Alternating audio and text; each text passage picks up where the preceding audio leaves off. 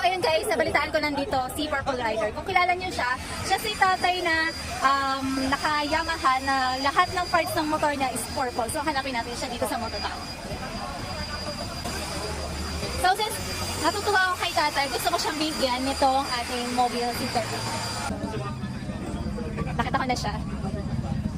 So marami nakakilala dito kay tatay. Ay, hi tay! Nandito ka pala sa Mototown. Ayan.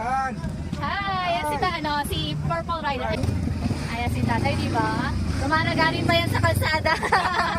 Tingnan niyo naman yung motor niyan.